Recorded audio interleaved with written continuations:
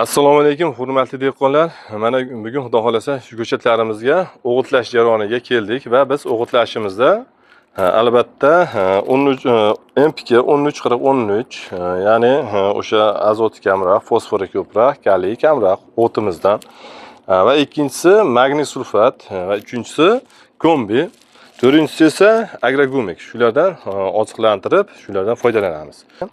1 tonna suvimizga 134013 NPK, 1 kilo 500 gram magniy sulfat, 100 gram kombi va 200 gram agrogumik beramiz.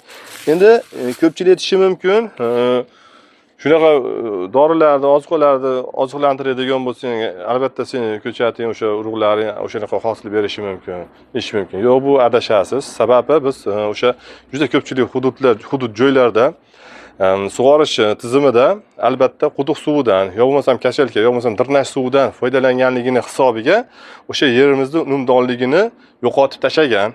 Ya'ni biz o'sha yerimizni unumdorlik qilib olishligimiz uchun albatta mana shunaqangi yaxshi dorilardan, ozuqalardan foydalanishimiz kerak. Sababi o'sha biz yoshligidan baquvvat qilib, ildizlarni baquvvat qilib, tanalarni baquvvat qilib, to hosilgacha shunaqa ozuqalarni yerimizning unumdorligini oshirib olsak, ana albatta biz keyin o'sha siz bilan biz kutgan hosilni olishimiz mumkin. Lekin siz agar shunaqa ozuqalarni bermay ekib qo'yib, xohlaganingizda ozuqa berib, xohlamaganingizda ozuqa bermaydigan bo'lsangiz, bilingki, zo'r, yaxshi, kuchli urug'ni olib ekkangiz ham o'sha siz xohlagan natijani ola olmasligingiz mumkin. Endi hurmatli dehqonlar, bir qator shu ozuqalarimizni tarkibi bilan va ko'chatlarimizga qanaqa foyda keltirishlarini batafsil tushuntirib beraman.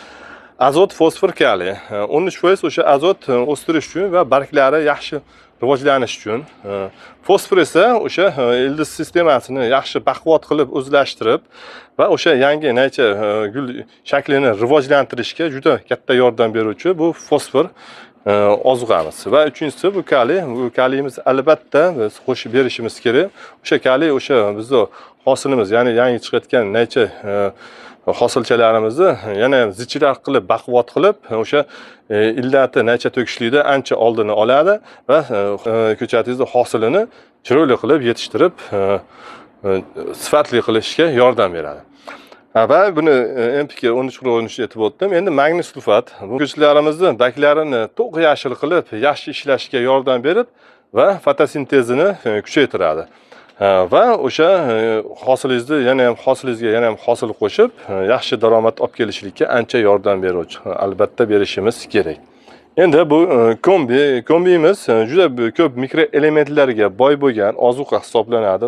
O'sha bizning ko'chatlarimizga kerakli bo'lgan ozuqalar mana shu kombimizning ichida bor. Rux, temir, marganet, bor va hokazo shular ichiga kiradi. Endi agrogumik. Agrogumikimiz shu beriladigan hamma ozuqalarimizni, ko'chatlarimizni o'ziga tez hazm qilib, yaxshi singdirib beruvchi vazifasini bajaradi. Bu agrogumigimiz gummi va follik kislotalarga boy bo'lgan leonarditdan olinadi. Hurmatli dehqonlar, bugungi videolarimiz shulardan edi. E'tiborlaringiz uchun katta rahmat. Uzr, lekin videom cho'zilib qolgan bo'lsa, uzr so'rayman.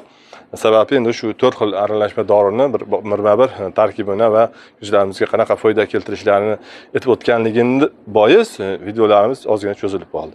E'tiborlaringiz uchun katta rahmat. Sog' bo'linglar, salomat bo'linglar. Va xudo xolasa shu ko'chatlarimizni albatta kuzating, qanaqa hosil berishligini va o'zingizga yoqqan shu navlarimizni tanlang. Biz butun O'zbekiston bo'ylab shu urug'larni dastavka qilib yetkazib beramiz.